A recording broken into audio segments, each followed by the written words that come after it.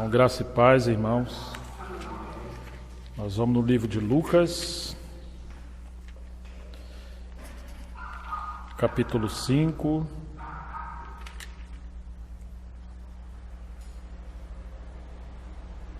Versículos 33.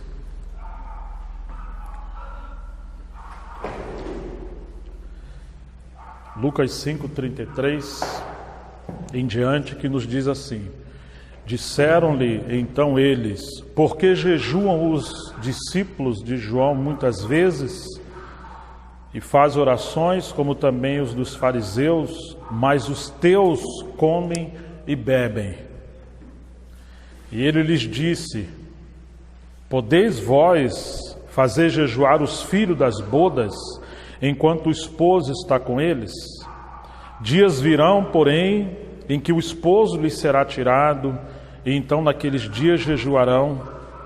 E disse-lhes também uma parábola: ninguém deita um pedaço de uma roupa nova para coser uma roupa velha, pois romperá a nova, e o remendo não condiz com a velha. E ninguém deita vinho novo em odres velhos, de outra sorte, o vinho novo romperá os odres, e entornar-se-á o vinho, e os odres se estragarão. Mas o vinho novo deve ser deitado em odres novos, e ambos juntamente são conservados. Senhor, pedimos Tua bênção pela Tua palavra, que Tu abra os nossos olhos, nos dê revelação. Nós queremos ouvir a Tua voz e Te conhecer, no nome de Jesus, para a Tua glória. Em nome de Jesus. Amém. Se nós olharmos o contexto dessa passagem, nós vamos ver que logo no início do ministério de Jesus, ele começa a sofrer oposição dos escribas e fariseus. E então ele é atacado de maneira forte, porque eles começam a confrontar Jesus. Por que que os discípulos de João muitas vezes estão jejuando e eles fazem oração, como também os discípulos dos fariseus, mas os teus discípulos, além de não jejuar e não se empenhar tanto em oração com jejum, eles ainda comem e bebem com os pecadores. Então é muito interessante que, de alguma forma, a religião dos judeus está perdendo terreno, e eles começam a apelar para que eles também pudessem ter uma certa tradição religiosa e pudessem voltar aos costumes, tanto do João, da escola de João, como a escola dos escribas e fariseus. E a gente precisa lembrar, para entender o que Jesus está falando, que não se coloca vinho novo em odre velho, porque senão o odre velho vai romper e tudo vai se perder. Você vai estragar tanto o vinho, você vai perder tanto o vinho quanto o odre. Que o vinho novo se põe em odres novos. O que Jesus está falando sobre isso? Se voltarmos um pouco antes, vamos ao capítulo 3 do livro de Lucas. Nós vamos ver no versículo 21 que aconteceu como todo o povo se batizava, Lucas 3, 21, Jesus sendo batizado também, orando ele, o céu se abriu. E assim que o céu se abriu, o Espírito Santo desceu sobre ele em forma corpórea, como pomba, e ouviu-se uma voz do céu que dizia: Tu és meu filho amado, em ti me comprazo. Muito interessante que entre Malaquias e Mateus se passaram cerca de 400 anos. E nesse período de 400 anos, eles são chamados de o silêncio profético. Se passaram 4 séculos onde você não tem profetas falando claramente a palavra e subentende que os céus estavam fechados. A minha Bíblia, entre o Velho Testamento e o Novo, tem 4 páginas em branco.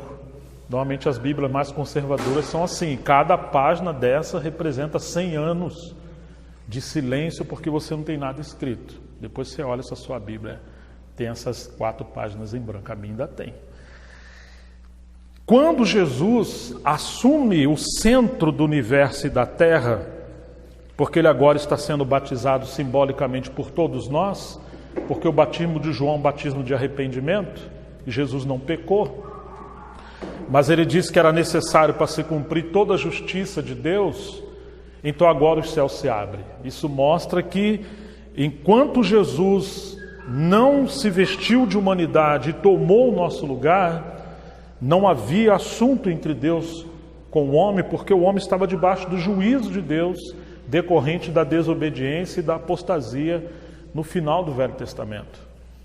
Uma vez que o mediador, ele tomou o nosso lugar entre Deus e os homens, agora os céus se abrem.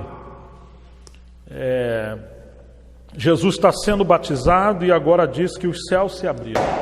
Então nós temos aqui uma nova ordem, está começando o período do Novo Testamento, da Nova Aliança, os céus se abrindo, Deus falando, porque ele fala que esse é meu filho amado em quem me comprazo, e o Espírito Santo desceu sobre ele em forma corpórea. Nós temos 3 coisas fundamentais do Novo Testamento: céus abertos, porque Jesus tomou o nosso lugar. Então nós temos Deus falando e temos o Espírito sobre o Filho de Deus. Embora ele sendo Deus, porque ele foi gerado do Espírito, e ele viveu a sua vida humana perfeita durante 30 anos, para começar o seu ministério, o Espírito Santo veio sobre ele. Por quê? Porque o Novo Testamento é o ministério do Espírito Santo. E agora ele é batizado, o Espírito Santo vem sobre ele, e quando nós chegamos logo no capítulo 4, versículo 1, diz assim, 4, versículo 1. E Jesus, cheio do Espírito Santo, voltou do Jordão e foi levado pelo Espírito ao deserto. Então você começa a ver que o Novo Testamento, o ministério de Jesus, é baseado no ministério do Espírito Santo. Uma vez que ele é batizado para ser cheio do Espírito Santo, ele é batizado para ser guiado pelo Espírito Santo, ele é batizado para introduzir uma nova ordem, o Novo Testamento. Embora ele sendo Deus, ele serve a Deus como homem e ele depende 100% do ministério do Espírito. Então agora ele é guiado pelo Espírito Santo, sendo cheio, ele foi guiado pelo Espírito Santo. No versículo 14, depois de 40 dias, 3,14 de Lucas diz assim: então, pelo poder do Espírito, voltou Jesus para a Galileia, e a sua fama correu por todas as terras em redor. 4,14. Olha isso, irmãos. Ele é batizado pelo Espírito Santo, ele é guiado pelo Espírito Santo, ele vive pelo Espírito Santo. Agora, depois da aprovação, ele, pelo poder do Espírito Santo, ele não está servindo a Deus pelo poder humano, nem por sua própria força humana, mas ele está seguindo pelo enchimento, o revestimento do Espírito. Versículo 18 diz assim: o Espírito do Senhor está sobre mim, pois que ele me ungiu para evangelizar. Ele entra numa sinagoga, no sábado, ele pega o rolo do livro da lei, acha o lugar em que está escrita essa profecia, que é do livro de Isaías 61, ele lê, ele começa o seu ministério abrindo as Escrituras, mostrando que essa nova ordem é a nova ordem do Espírito Santo sobre ele. O Espírito do Senhor está sobre mim. E depois que ele lê isso, ele me ungiu para evangelizar os pobres, enviou-me para curar os contritos de coração, a proclamar a liberdade aos cativos, a restaurar e dar vista aos cegos, e pôr em liberdade os oprimidos, e anunciar o ano aceitável do Senhor. E ele, fechando o livro, tornou a dar ao ministro e assentou-se. E os olhos de todos na sinagoga estavam fitos nele. Então começou a dizer-lhe: hoje se cumpriu esta escritura em vossos ouvidos. Hoje. O que é esse hoje? O que é esse cumprimento? É que chegou o período do Novo Testamento. O Senhor havia profetizado isso lá em Isaías, mas também profetizou em Jeremias que viria um tempo que ele faria um novo pacto, não como o pacto que ele fez com os pais, mas que ele daria agora o Espírito, e daria também um novo Espírito para eles, e mudaria o seu coração de pedra em coração de carne.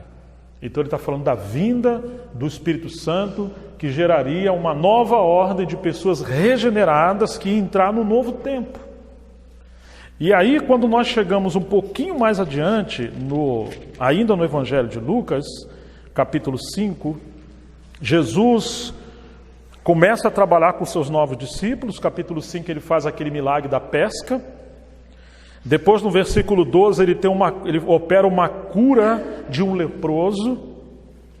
E imediatamente ele começa a receber oposição. Versículo 16 do capítulo 5 diz que ele, porém, se retirava para o deserto e ali orava sozinho.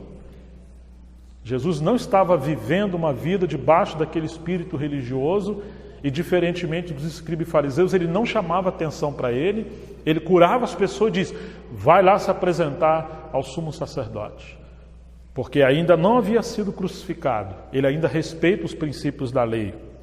O versículo 17 mostra que ele vai curar um paralítico.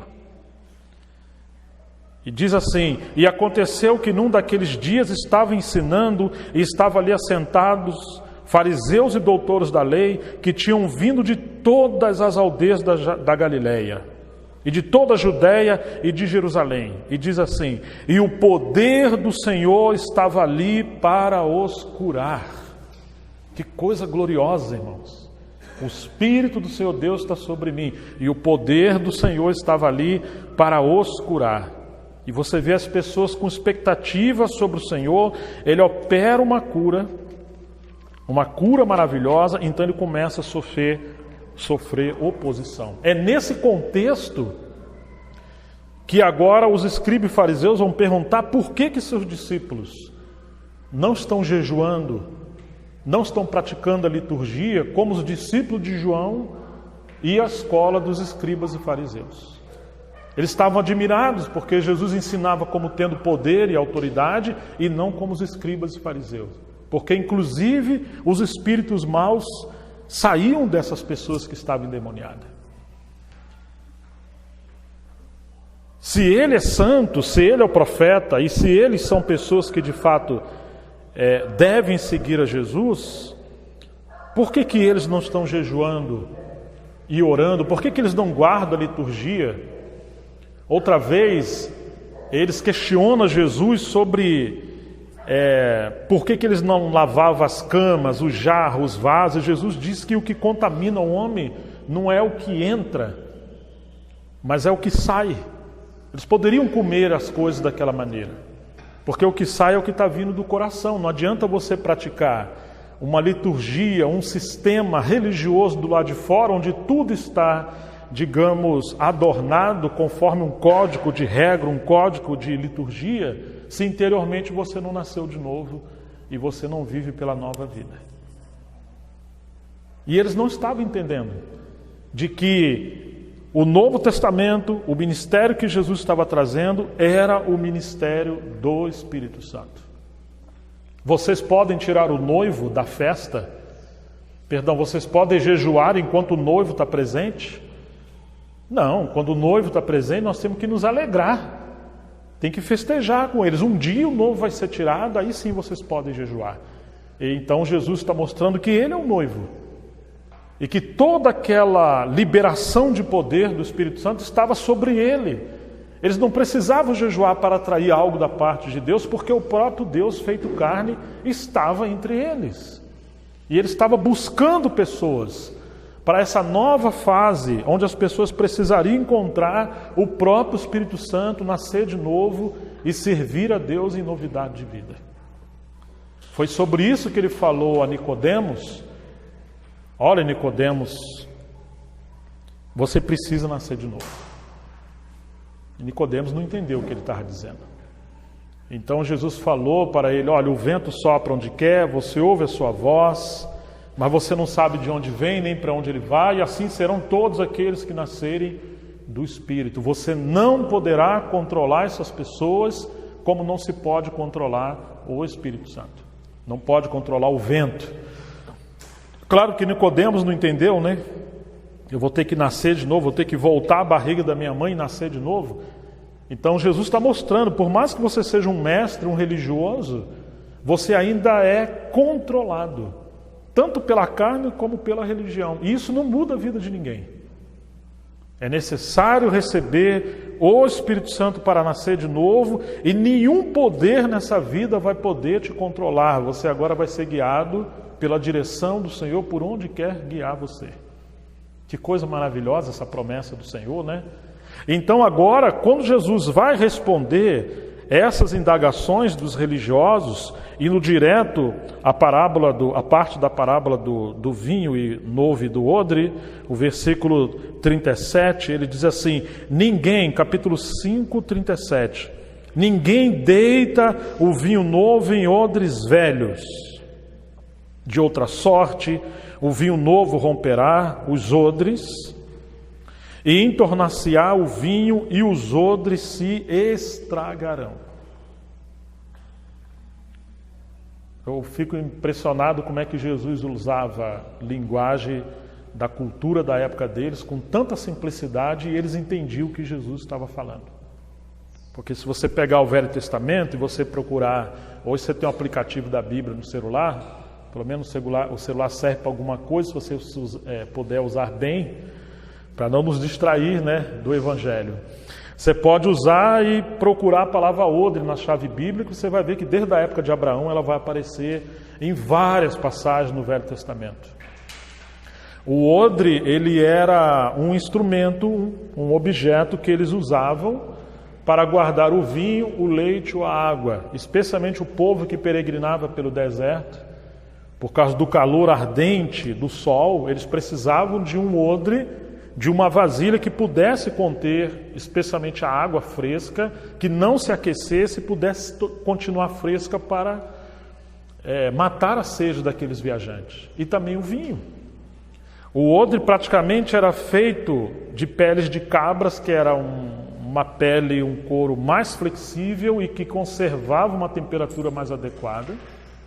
Eles normalmente pegavam o corpo do animal, degolava a sua cabeça, tirava todo o seu interior e amarrava aquelas 4 pontas, e tinha aquele processo de trabalhar com a pele, e ficava aquela vasilha enorme, e depois ele amarrava a parte do pescoço onde era a saída, e ali você tinha aquele ambiente onde poderia se conservar o vinho, a água e o leite. Claro que depois foi evoluindo, e de outras peles e de outro formato se poderia fazer o odre também. Mas o que é interessante é que o vinho novo, ele entrava por um processo de fermentação. E se o odre fosse um odre velho, ele já estava ressecado. Ele não era uma pele flácida, flexível. Então, quando o vinho começava o processo de fermentação, era requerido espaço, porque ele ia se alargar. Se o odre é novo, ele vai acompanhar vamos dizer, a necessidade desse vinho. Mas se o odre é velho, ele não tem mais para onde se expandir. Então ele trincava, o odre rompia e o vinho caía no chão. Aí se estragava tanto o odre velho quanto o vinho. E é isso que Jesus está dizendo. Esse vinho novo, você pode lembrar o significado desse vinho nas bodas de Canaã, por exemplo. Lembra o que aconteceu nas bodas de Canaã, em João 2? O vinho acabou. E era um casamento. Quando o vinho acabou, o mestre Sala falou: e agora? O que nós vamos servir para o povo? E Maria fala para Jesus: não, o vinho acabou. Mulher, que tenho eu contigo? Mas ele manda eles juntarem 6 talhas de água, que era o número 6 na Bíblia representa um homem. O homem foi feito no 6º dia. E de fato aqueles vasos grandes, eles comportavam um homem ali dentro dele, eram vasos grandes.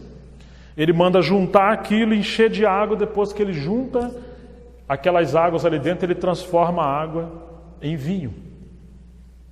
E o mestre Sala fala para o dono da festa: puxa, todo mundo serve o vinho melhor primeiro.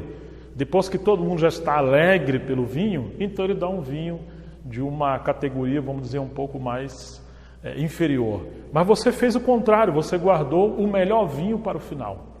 Então o vinho está representando o quê? Nova vida, a alegria, satisfação. Desde o Velho Testamento, o vinho representa esse revigor do homem, essa alegria, essa força, essa dádiva. No plano natural, Deus deu para isso, mas no plano de aplicação, está falando de uma nova vida que o Senhor daria quando a vida humana se esvaísse e chegasse ao seu fim.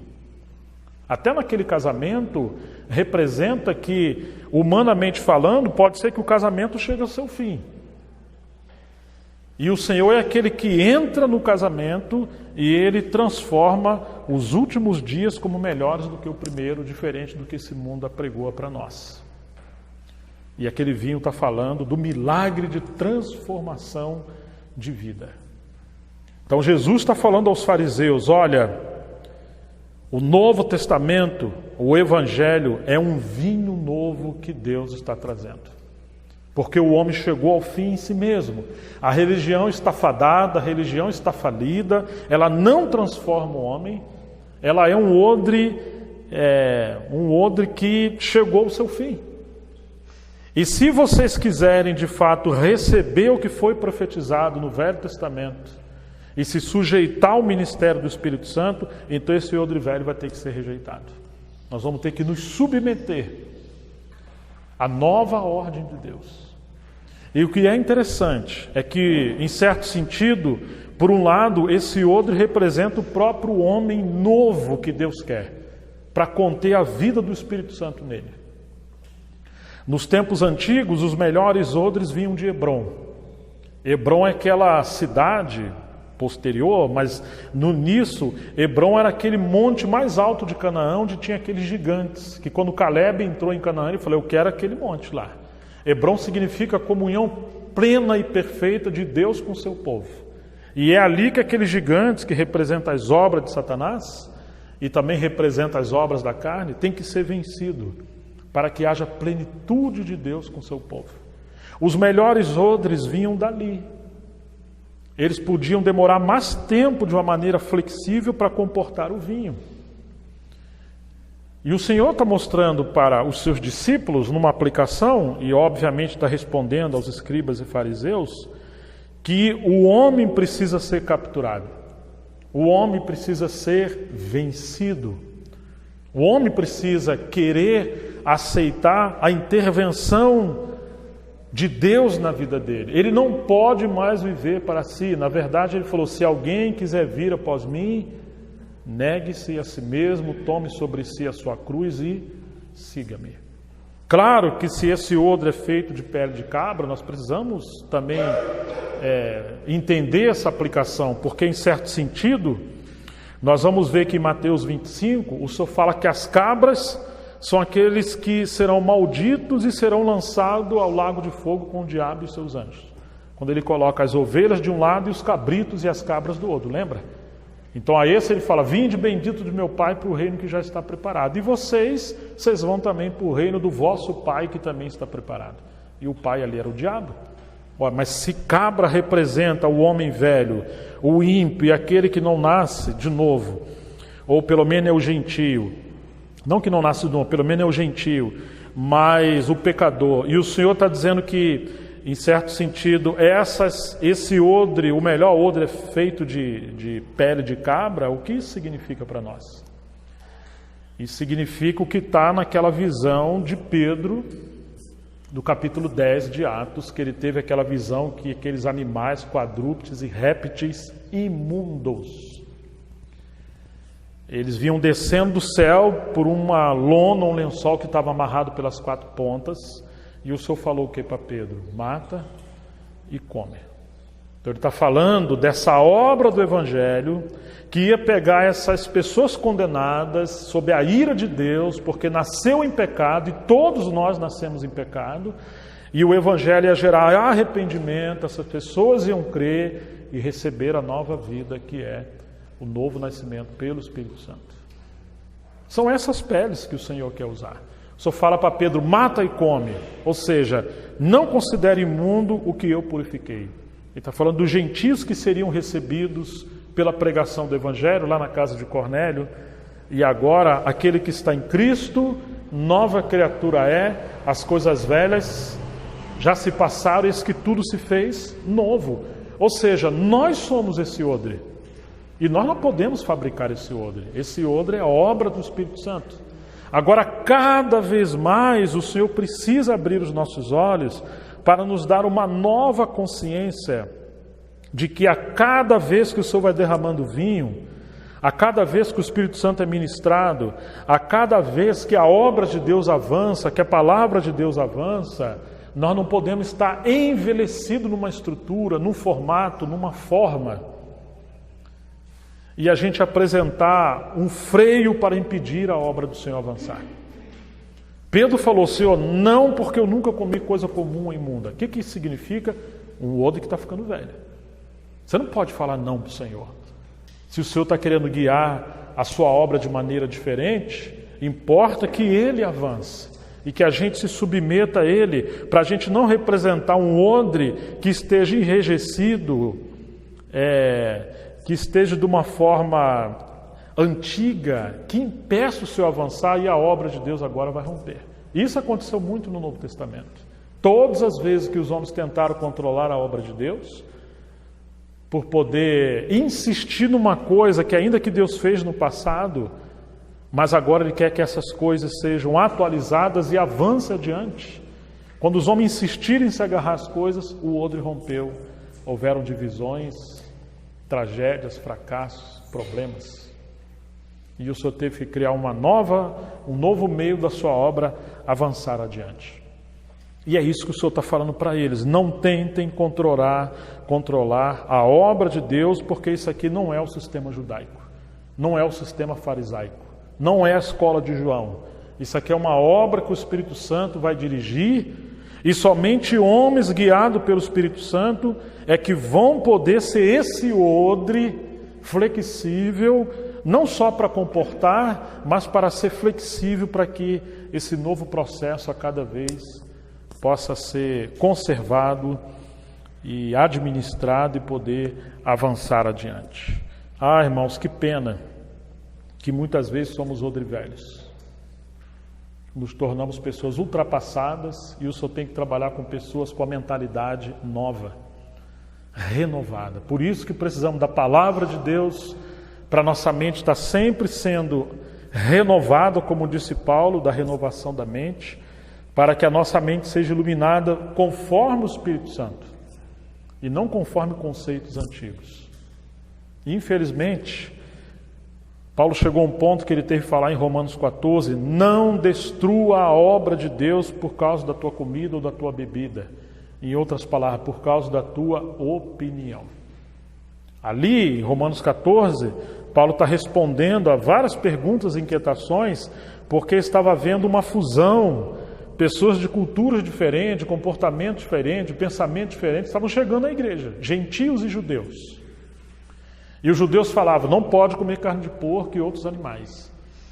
E os gentios viam de um costume de que carne de porco era tudo de bom. Os judeus queriam guardar o sábado, e para o gentio todos os dias são iguais. Então você tinha muitas diferenças. E agora você tem uma luta de tradições que se chocavam, se confrontavam, era um querendo controlar o outro. Por um lado, Judas fala que acerca da fé comum nós temos que contender, que são os fundamentos centrais da fé, mas Paulo vai dizer que não é para a gente contender por opiniões acerca da fé em assuntos que não são fundamentais. Nós temos que ter unidade nas coisas essenciais, como diziam os velhos puritanos, flexibilidade, um odre flexível nas coisas que não são fundamentais e, sobretudo, o amor. Então nós vamos lidar com muitas coisas na jornada da vida cristã, na vida da igreja e do ministério, que se a gente não tiver flexibilidade e procurar entender a direção do Espírito Santo, por causa da nossa opinião e às vezes por causa da nossa tradição, nós vamos acabar cometendo rompimentos. E essa parábola vai ser aplicada a nós. Então é muito sério isso, porque por um lado está falando de uma mentalidade nova, da necessidade de uma vida nova no sentido de vida cristã, de ser guiado pelo poder do Espírito Santo, mas também está falando de um estilo de vida de igreja e de ministério, que aqueles que assumirem a responsabilidade espiritual com a liderança vão precisar ser homens e mulheres cheios do Espírito Santo, para que o Espírito Santo não encontre impedimento de poder avançar a sua obra quando ele quiser avançar de maneira diferente. Que coisa, não, irmãos? E como a gente precisa ouvir e aprender do Senhor. No verso 38 do capítulo 5 ele diz assim: mas o vinho novo deve ser colocado em odres novos. Não importa quantos anos tenhamos, se somos anciãos por idade e anciãos também por jornada no ministério, nós precisamos ser sempre novos no sentido de uma vida cheia do Espírito Santo. Na hora que nos envelhecermos, significa que vão ficar velhos teimosos, pessoas teimosas. Não é porque alguém é mais velho que representa que ele é espiritual. O que mostra se uma pessoa espiritual é o quanto de Cristo ele conhece e vive por essa nova vida de Cristo, sempre se renovando na vida dele. Então, esses odres novos representam sempre a obra do Senhor na vida do cristão, na vida do ministério, na vida da igreja. É sempre que ele não encontra resistência. E ambos juntamente se conservarão, o odre e o vinho. Mas devemos entender uma coisa: o odre não tem um fim em si mesmo. O odre só existe, o seu sentido só tem real valor, se for para conter o vinho. Então, que nós não sejamos um povo que fiquemos agarrados a estruturas, porque a estrutura não pode ter um fim em si mesmo. Se a gente ficar agarrado em estrutura, vai acontecer o que a história durante mais de pelo menos esses 20 séculos tem mostrado. Às vezes Deus promove um avivamento em algum lugar, como um vinho novo, e ali você tem pessoas flexíveis, homens de oração, de jejum, pessoas que conhecem a palavra. E o Senhor está avançando, porque tem um odre novo. Mas aí, de alguma forma, as pessoas querem controlar e se mover do Senhor. E quando isso acontece, o Senhor quer avançar. Mas agora essa ordem que foi colocada, ela começa a aprisionar o mover do Senhor. E o que vai acontecer, irmãos? Nada pode controlar a direção do Espírito Santo. Isso vai romper. Então aquilo que é um movimento no começo se tornou um monumento petrificado, como essas paredes de tijolos, que você não consegue empurrar.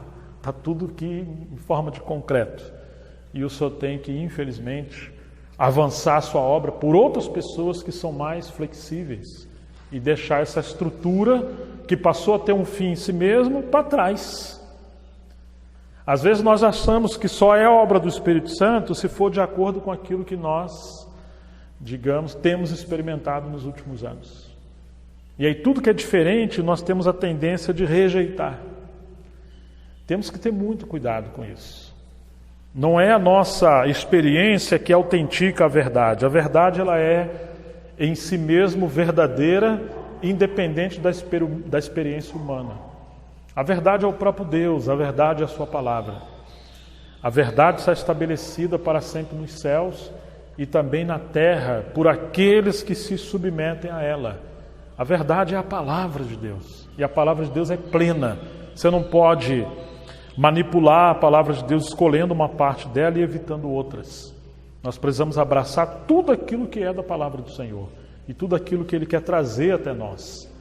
Então, muitas das vezes nós temos a tendência de rejeitar o que é diferente, porque ele não diz respeito àquilo que nós temos experimentado, praticado e aprendido durante muitos anos.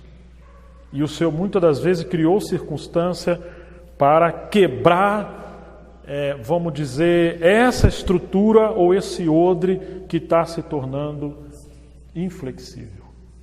E a gente vai ver que o Senhor fez isso de diferentes formas no Novo Testamento, tanto nos Evangelhos como também no livro de Atos. Mas para não nos delongarmos mais, Vamos deixar os evangelhos um pouco e vamos no livro de Atos apenas lembrar de algumas coisas. Vocês se lembram que Jesus ressuscitou e entre os evangelhos, no final, nós vamos lembrar que o Senhor apareceu de diferentes formas. O Senhor apareceu de diferentes formas aos discípulos. E eles tiveram dificuldade de aceitar que era Jesus, porque Jesus veio de uma outra forma. Que coisa estranha, não? Se é o Senhor, ele tem que vir daquela forma. Não precisa abrir, mas Marcos 16, versículo 12, diz que Jesus se apresentou de uma outra forma e então os discípulos não creram, porque ele estava de uma outra forma. O Senhor, propositadamente, ele se manifestou de diferentes formas. Aos discípulos no caminho de Emaús, ele se manifestou como um viajante. As mulheres que estavam ali no túmulo, ele se manifestou como se fosse o coveiro ou o jardinheiro. E ela chega a dizer: aonde o Senhor o colocou? Mostra que nós vamos lá buscá-lo. Você vai encontrar Jesus se manifestando de diferentes maneiras. Chegou uma hora que eles pensaram que Jesus era um fantasma. Que coisa, né, irmãos? Então você vê que o próprio Senhor está treinando os seus discípulos para ser guiado pela sua voz e não por uma aparente forma que poderia mudar de acordo com o que ele quisesse fazer, porque ele não quer ficar aprisionado à nossa própria forma. Quando chegamos no capítulo 2 do livro de Atos, eles estão esperando no cenáculo cerca de 120 discípulos em oração. E Jesus mandou eles ficarem esperando até que a promessa do alto se cumprisse, a promessa que ele tinha dado. Capítulo 2, versículo 1 diz assim: e cumprindo-se o dia de Pentecoste, estavam todos concordemente no mesmo lugar, e de repente veio do céu um som como de um vento impetuoso e veemente.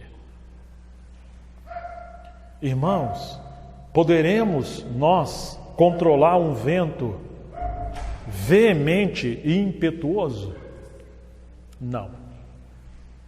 E ele está mostrando que o Espírito Santo está vindo assim.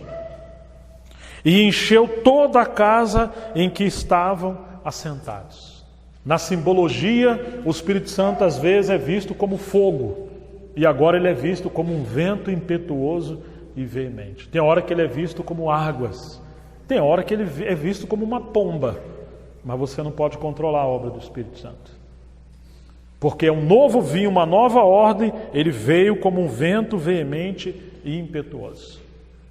Encheu toda a casa e viram e foram vistas por eles línguas repartidas como que de fogo, as quais pousaram sobre cada um deles. Todos foram cheios do Espírito Santo. Começaram a falar em outras línguas, conforme o Espírito lhes concedia que falasse. Em Jerusalém estava habitando judeus, homens religiosos de todas as nações que estavam debaixo do céu. E quando aquele som ocorreu, ajuntou-se toda a multidão e estava confusa, porque cada um os ouvia falar na sua própria língua, e todos pasmavam e se maravilhavam, dizendo uns aos outros: pois que não são galileus todos esses homens que estão falando? Como, pois, os ouvimos cada um na nossa própria língua em que somos nascidos? Partos e medos, elamitas e os que habitam na Mesopotâmia, Judéia, Capadócia, Pôncio, Ásia e Frígia e Panfilha e Egito, partes da Líbia, junto a Cirene, e forasteiros romanos, tanto judeus como de prosélitos, cretenses e árabes, todos nós temos ouvido em nossas próprias línguas falar das grandezas de Deus, e todos se maravilhavam e estavam perplexos, dizendo uns aos outros: que quer dizer isso? Em outras palavras, que odre estranho é esse? Que obra estranha é essa? E outros zombando diziam: ixi, estão cheios de vinho, estão cheios de moço, estão cheios de bebida. Então Pedro, pondo-se entre eles de pé com os 11, levantou a sua voz e disse: homens judeus e todos vós que habitais em Jerusalém, seja-vos isso notório e escutai as minhas palavras. Estes homens não estão embriagados como vocês estão pensando, sendo esse o horário de 9 horas da manhã. Mas isso é o que foi predito pelo profeta Joel, e acontecerá nos últimos dias que derramarei do meu espírito sobre toda a carne. E aí ele vai falar da profecia de Joel. Que coisa maravilhosa, irmãos. Os vossos filhos, derramarei do meu espírito sobre toda a carne, os vossos filhos, as vossas filhas profetizarão, os vossos jovens terão visões, os vossos velhos sonharão sobre sonhos, e também do meu espírito derramarei sobre todos os meus servos e minhas servas naqueles dias, e profetizarão, e farei aparecer prodígios em cima no céu e sinais embaixo na terra, sangue, fogo e vapor de fumo. Irmãos, como que isso poderia ser explicado por Pedro, que até então era um pescador, um homem rígido, um homem simples, um homem rústico, mas ele agora, nesse momento, é um odre novo, que foi treinado pelo Senhor por cerca de 3 anos e meio, e ele entrou no espírito da palavra, e ele agora está interpretando esse fenômeno estranho que está acontecendo em Jerusalém. E ele está interpretando esse fenômeno como apontando que isso que é estranho que está acontecendo é o cumprimento daquela profecia do livro de Joel. Que coisa maravilhosa isso, não? Porque eles conheciam a palavra, o povo judeu. Vocês não lembram daquela promessa? Então, aquela promessa está cumprindo, é isso aí. Isso significa o vinho sendo derramado e um odre para comportar o vinho. Nós precisamos de homens com a mente cheia do Espírito Santo para perceber a direção do Espírito Santo, contextualizando com a palavra. Não é um misticismo. Não é uma obra fora da palavra de Deus. Não é uma obra que vai além da palavra de Deus. Mas é uma obra da revelação da palavra de Deus através do Espírito Santo, que precisa ser interpretada e validada pela autoridade das Escrituras, e nos submetemos para avançar.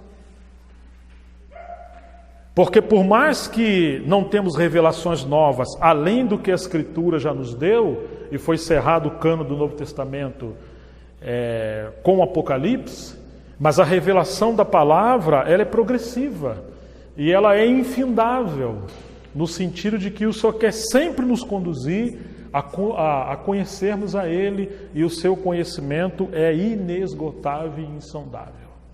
Agora, Pedro, sendo usado por Deus, ele está mostrando isso aqui. Você imagine que coisa extraordinária, irmãos, porque esse vinho novo que está sendo derramado, ele não poderia ser controlado naquele odre do judaísmo, porque ele já estava rompendo o odre. Era impossível. Então aqueles que creram naquele dia foram batizados cerca de 3.000 almas. Eles perguntaram o que deveria fazer, e Pedro responde que o final do verso 40 diz assim: salvai-vos desta geração perversa. Atos capítulo 2, verso 40. Que geração perversa era essa? Infelizmente era a geração do povo de Deus, que se tornou um odre tão enrijecido, tão velho, que esse odre, a religião dos judeus, perseguiu o Senhor, porque saiu daquele padrão que eles haviam estabelecido para o Messias, e eles mataram o Messias. Se tornou uma geração perversa, porque apesar de ser povo de Deus, Jesus veio para os que eram seus, e os seus os rejeitaram. Apesar de ser povo de Deus, excluíram Deus. Apesar de ser povo de Deus, eles queriam o poder de Deus, mas não queriam a pessoa de Deus. Eles controlaram a obra do Senhor. Por isso é uma geração perversa. Irmãos, e nós podemos nos tornar uma geração perversa. Quando nós queremos nos apropriar das coisas do Senhor, usar o nome do Senhor, usar a palavra do Senhor, querer o poder do Senhor, mas não queremos que Ele reine sobre nossa vida. Nós mesmos queremos governar a nossa própria vida. Então isso é um odre velho. E não é isso que tem acontecido? As pessoas tentando controlar a obra do Senhor em todo o tempo. Eu gosto assim, eu prefiro assim, eu creio assim, eu me sinto melhor assim. E esse sim, esse eu, esse humanismo, essa centralização no homem, naquilo que o homem se sente bem, e ele procura um melhor ambiente para ele se sentir confortável, isso é apostasia. Graças a Deus que quando aqueles que creram perguntaram a Pedro o que deveria fazer, ele respondeu do arrependimento. Agora chegamos no versículo 42, diz que eles perseveravam na doutrina dos apóstolos. Então começa a vir um odre novo. Já não é nos ensinamentos dos escribas e fariseus, mesmo que tinha a lei de Moisés, mas o fim da lei é Cristo, e tudo que era tipologia, profecia, liturgia do Velho Testamento se cumpriu em Cristo e agora está se cumprindo também na aplicação prática da igreja. Aquele tabernáculo do Velho Testamento era o corpo de Cristo no Novo Testamento. E tudo aquilo que era uma liturgia figurativa no Velho deveria ser aplicado no Novo. Então eles começam a perseverar na doutrina dos apóstolos. Você lembra que algumas vezes Jesus falou assim: eu, porém, vos digo? Ouviste o que foi digo, eu, porém, vos digo. Em outras palavras, Moisés falou assim, mas agora o Senhor está aplicando o real sentido do que Moisés falou. Até então era sombras e figura, agora nós temos um corpo da realidade. Então eles perseveravam na autoridade do que Jesus Cristo interpretou, falou em relação ao Velho Testamento. Eles perseveravam na doutrina dos apóstolos, e a doutrina dos apóstolos produzia a comunhão do Espírito Santo no partir do pão e nas orações. Esses 4 pilares do início do viver da igreja era um odre que estava sendo configurado ali para o povo de Deus. E diz que em toda a alma havia temor e muitas maravilhas e sinais se faziam pelos apóstolos. Ou seja, irmãos, que Deus nos livre de preservar em qualquer coisa que não diz respeito à autoridade das Escrituras no Novo Testamento. Não importa quantos anos temos praticado, não importa quem nos ensinou. Nós realmente precisamos sempre ser renovados pela revelação das Escrituras Sagradas. Graças a Deus por Lutero, mas depois de Lutero o Senhor revelou um pouco mais da palavra, e assim posteriormente temos os puritanos, depois nós temos outros reformadores, temos os místicos, temos os irmãos. O Senhor foi levantando várias frentes de estilos de ministério, de contribuição ao longo dos séculos da igreja, para que a gente não fique aferrado a uma parte da Escritura e uma prática em detrimento de outras. Mas o Senhor quer nos complementar com tudo aquilo que Ele se propôs a revelar no Novo Testamento. E precisamos avançar. Todos que criam, verso 44, estavam juntos e tinham tudo em comum. Olha que coisa maravilhosa, irmãos. Isso é um novo odre. E diz assim: vendiam as suas propriedades e bens e repartiam com todos, segundo cada um havia de mister. Isso é um novo odre. E perseveravam unânimes todos os dias numa reunião pública, que era a pregação apostólica no pórtico de Salomão, no templo. Não é que o templo era deles. E eles partiam o pão de casa em casa, comiam junto com alegria e singeleza de coração as suas refeições. Quer dizer que eles tinham uma pregação pública do Evangelho e eles tinham também reuniões de intimidade no sentido de mutualidade, de ceia, de comunhão, como família pelas casas. E que o Senhor nos leve a esse equilíbrio de caminhar no estilo de igreja, onde temos reuniões e pregações publicamente, no lugar público e pelas casas. É como um pássaro com 2 asas. Nós precisamos também ser assim, no equilíbrio. Tem um livro chamado Vinho Novo em Odres Novos, de Eric Snyder, e ele fala da história do odre nos últimos 20 séculos. Como que o povo de Deus, o Senhor foi trabalhando para que sempre a obra do Senhor pudesse avançar sem haver rompimento. Que coisa maravilhosa, né, irmãos? Isso aqui foi assim. E eles dizem que eles comiam com singeleza de coração, louvando a Deus e caindo na graça de todo o povo. Eles não estavam escondidos do povo. E esse às vezes é um equívoco nosso. Nós às vezes estamos escondidos, mas eles aqui estavam público, numa praça, em qualquer lugar. E todos os dias só acrescentava à igreja aqueles que se haviam de salvar, porque havia pregação, testemunho, curas e milagres. Então, irmãos, mais adiante ele vai dizer, Lucas relatando, que aqueles que estavam nesse novo mover, diz que coisa alguma do que possuíam eram deles, mas eles tinham tudo em comum.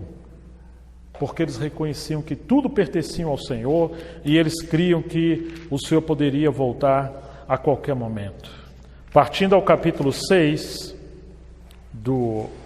de Atos, nós podemos ilustrar que Pedro estava derramando vinho por toda parte junto com os apóstolos, pregando o evangelho com grande autoridade. Ora, naqueles dias, crescendo o número dos discípulos, houve murmuração dos gregos contra os hebreus, porque as suas viúvas eram desprezadas no ministério cotidiano. Então você está vendo que se você prega a palavra publicamente, se você faz como o Senhor orientou Abacuque, escreva a visão, torna bem legível, para que até aquele que passar correndo ele possa ler. Se a gente faz o que Paulo disse, que ele pede oração para que a porta da palavra pudesse ser aberta, a palavra pudesse crescer e ser glorificada, certamente haverá salvação, haverá crescimento. Mas quando há crescimento, é comparado àquela família, no começo era apenas um casal, a casa toda arrumadinha, bonitinha, mas aí chegaram os filhos. E agora quando os filhos chegam, você já não dorme a hora que quer e as coisas não estão tão arrumadas.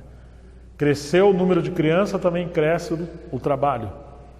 E quanto mais criança tiver, é uma alegria muito grande, mas haverá necessidade de trabalho. Ou seja, irmãos, multiplicou o número dos discípulos, houve uma murmuração. As crianças começaram a chorar. Por quê? Porque as viúvas dos gregos não estavam sendo assistidas no ministério da provisão para as viúvas, e elas entenderam que estavam sendo menosprezadas. No começo, eles vendiam as suas propriedades e traziam as suas contribuições. Você lembra onde eles colocavam as suas contribuições? Onde eles colocavam? Nos pés dos apóstolos. Só que os apóstolos não foram chamados para isso. No começo pode ser que as coisas não tenham, vamos dizer, não sejam tão adequadas. Mas é assim mesmo. Assim como a terra que no começo era sem forma e vazia, o Senhor colocou em ordem. Quando o Senhor inicia uma assembleia nova, um movimento novo, a pregação nova em algum lugar, não tem muita forma as coisas. É como uma criança que começa a andar, as coisas precisam ser exercitadas e praticadas, até ver equilíbrio. Então, versículo 2 diz assim: e os 12, convocando a multidão dos discípulos, lhe disseram: não é razoável que nós deixemos a palavra de Deus e sirvamos às mesas. Então agora Pedro vai falar de um serviço. O serviço das mesas. Ministério da palavra e as mesas. Estão vendo aqui 2 serviços? Isso tem a ver com o odre. Escolhei, pois, irmãos, dentre vós, ou seja, além dos 12 apóstolos, 7 homens, mas que esses homens sejam de boa reputação, cheios do Espírito Santo e de sabedoria, os quais constituamos sobre esta necessidade ou esse importante serviço, mas nós perseveraremos na oração e no ministério da palavra. E ele repete. Então o que você está vendo aqui? No Velho Testamento você tem um gasofilácio. E você tinha um serviço de cuidar do órfão, da viúva, dos necessitados e da mobília da casa do Senhor. Agora está sendo ilustrado por esses novos irmãos, que no caso são os diáconos da igreja, e mais adiante, em 1 Timóteo, Paulo vai incluir as irmãs, porque pode haver também diaconisas, porque não é uma questão de governo ou de liderança da igreja, mas é uma questão de serviço prático. E de alguma forma, na escola de Jesus, haviam mais mulheres servindo do que homens no começo, nessa questão de serviços práticos. Tanto que em Lucas 8, eram as mulheres que contribuíam e serviam a Jesus com seus bens porque elas têm esse coração maternal e de perceber as necessidades práticas. Ali no caso do ministério da vida de Jesus, e depois nós vamos ver Dorcas e outras mulheres, especialmente em Romano 16, muitas mulheres que serviam nos serviços práticos, e isso diz respeito ao odre. E aqui nós encontramos então esse serviço sendo configurado, que as viúvas precisam ser cuidadas, os pobres, os necessitados, em como administrar as contribuições dos santos. Depois que isso aconteceu, diz o verso 6, e os apresentaram ante os apóstolos, e esses orando, lhes impuseram as mãos. Agora está havendo uma confirmação pública, uma transferência de unção, inclusive, de confirmação, e porque houve uma ordem na igreja, ou um odre que avançou, diz assim o versículo 7, olha, presta atenção nisso, irmãos, crescia a palavra de Deus, e em Jerusalém se multiplicava muito o número dos discípulos e grande parte dos sacerdotes obedeciam à fé. Você está vendo o que aconteceu? Quando você tem um odre que está sendo aperfeiçoado, quando está havendo uma flexibilidade e os serviços estão sendo supridos, isso gera uma base para a obra do Senhor poder avançar. Agora, a palavra de Deus crescia. E em Jerusalém se multiplicava muito o número dos discípulos. E grande parte dos sacerdotes obedecia à fé. Muitas vezes a palavra de Deus não pode crescer, não pode haver multiplicação, não pode haver sacerdotes, vamos contextualizar com liderança hoje, pastores, etc., que o Senhor quer abrir os olhos, não pode haver multiplicação, porque às vezes a nossa estrutura, a nossa liturgia, o nosso estilo de ministério, ele é envelhecido. E a gente impede que o Senhor avance. Não é muito sério isso, irmãos? Você pega uma criancinha que calça pouquinho, e você está com o sapato certinho ali. Mas se esse pé da menina começa a crescer e a vida quer expandir e você não trocar o sapato, o que vai acontecer? Você vai machucar. Aquela criança não vai poder andar direito. Segundo a cultura antiga da China, as mulheres confinavam seus pés em formato porque tinha por tradição de beleza e de nobreza as mulheres com pés pequenos. Não queriam ficar como as americanas que têm aqueles pés grandes às vezes, né? Desculpa as americanas. Mas isso atrofiava a vida. Tinha mulheres que quebravam os seus ossos dos pés. E por isso que muitas vezes na cultura chinesa aquelas mulheres andam assim bem, um passozinho pequenininho, aquele banco para não cair. Mas isso é uma atrocidade à anatomia normal do ser humano, da vida. Se a vida cresce, ela quer expandir e ela quer um sapato ou uma roupa que comporte, ela se sente confortável. Mas nesse sentido, a ordem tinha um fim em si mesma, e a vida tem que ser atrofiada, e essa vida tem que ir para outro lugar. Então, se a gente tiver uma estrutura que ela não perceba que a vida está crescendo, ela precisa ser renovada, vai ser como uma criança calçando os pés em sapatos ultrapassados e vai gerar ferida, e essa criança não pode andar e vai gerar muito dano. Então, que o Espírito Santo nos dê sabedoria para que nós sejamos uma assembleia cheia de homens e mulheres com um ministério ungido da parte do Senhor, aonde nós possamos acompanhar a mente do Espírito Santo e jamais oferecer impedimento ao Senhor. Se a gente não acompanhar o Espírito Santo, nós seremos roupas velhas, odres velhos, ultrapassados, e o Senhor não vai poder contar conosco. Que Deus tenha misericórdia de nós, para a gente não ser aqueles causadores de rompimento de odres.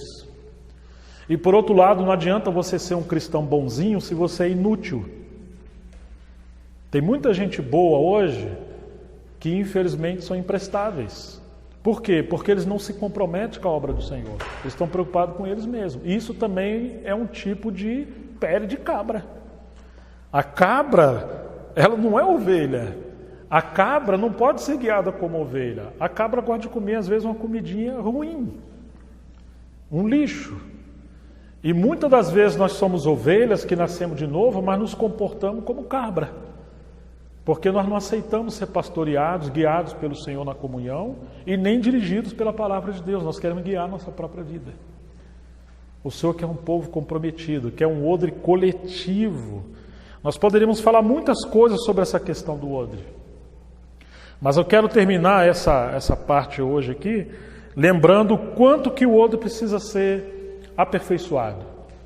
O capítulo 15 não precisa abrir, eles tiveram que ter um concílio, porque o odre velho dos judeus estava perseguindo a obra do Senhor, e diz que aqueles discípulos que receberam o evangelho, que eram gentios, pelo ministério de Paulo e Barnabé e Tito, eles deveriam se circuncidar, porque se eles não fossem circuncidados, não seriam salvos.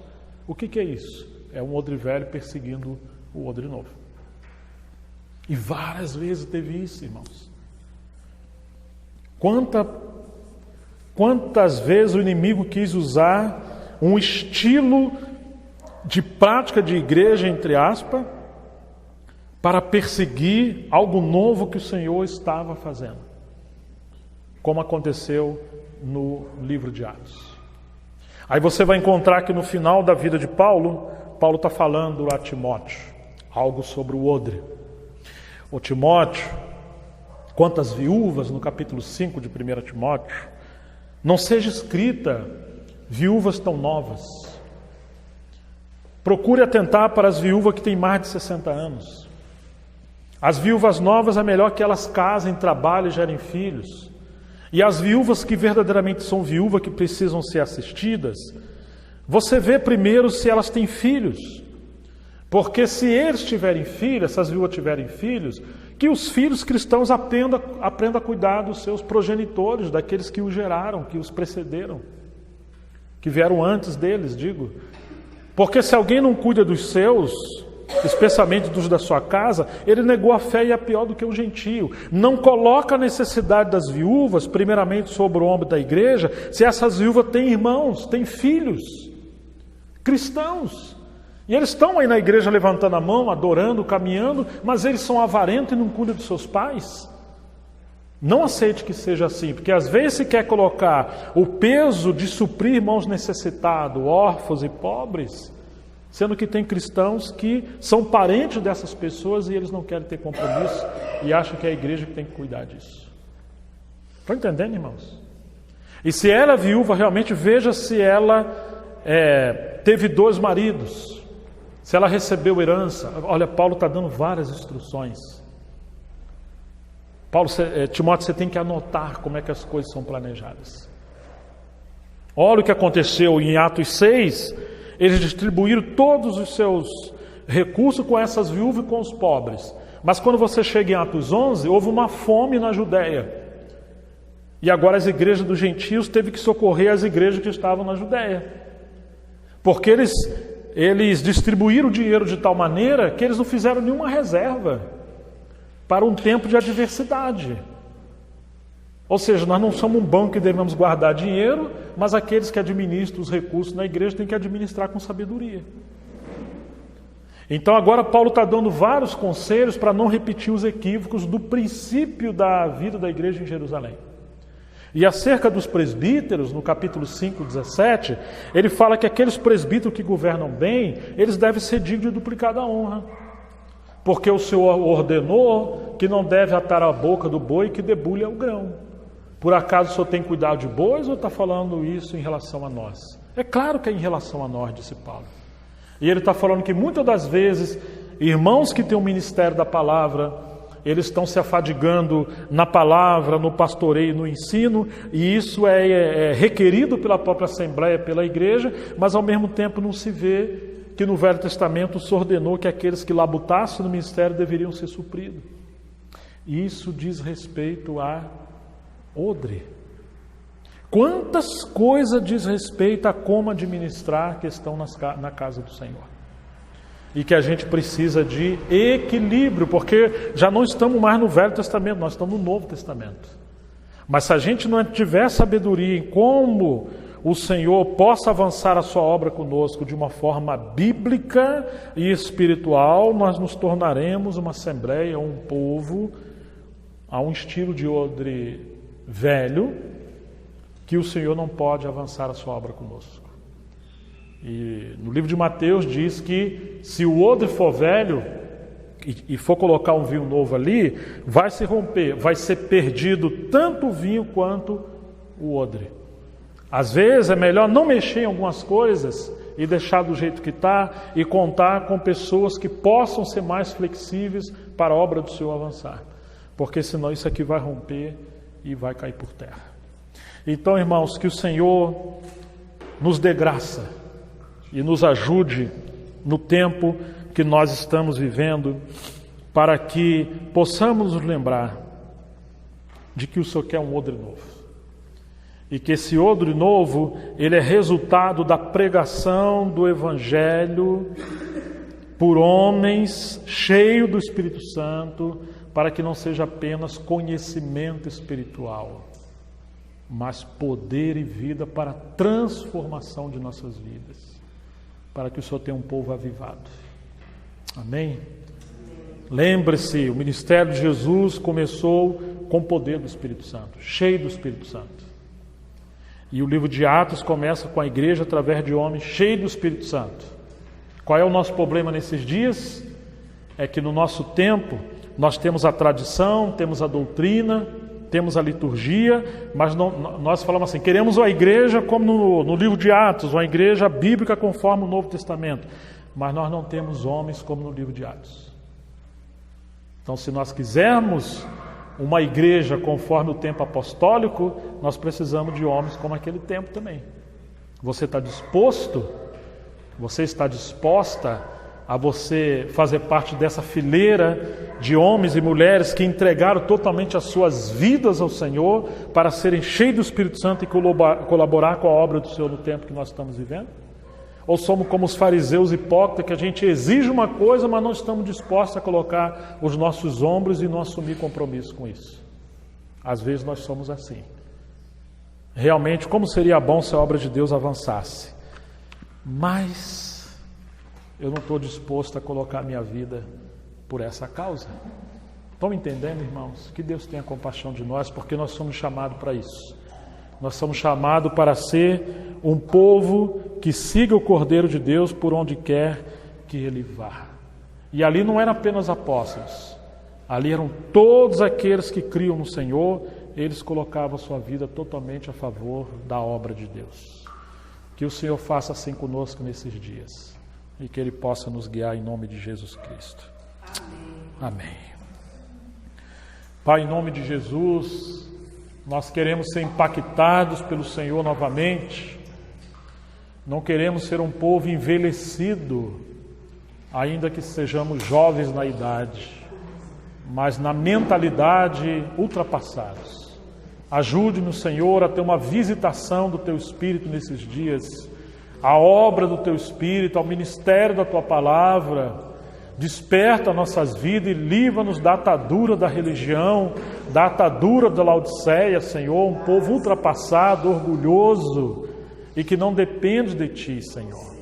Nós queremos a Tua visitação nesses dias e queremos, ó Deus, a obra do Teu Espírito entre nós. Senhor, opera a Tua Palavra em nossas vidas, desperta-nos, faz de nós, Senhor, como o Senhor fez com Pedro e os demais discípulos, que ainda que eram pessoas simples, ó Deus, mas o Senhor encontrou lugar na vida deles. Que o Senhor encontre também lugar em nossas vidas e possa realmente operar toda a Tua vontade entre nós nesses dias. Que venha vinho novo entre nós, Senhor, a revelação da Tua Palavra. E que o Senhor venha nos edificar como odre novo, para que a Tua obra possa avançar nesses dias, no tempo do fim. Em nome de Jesus, para a Tua glória. Em nome de Jesus. Amém, irmãos. Deus nos abençoe.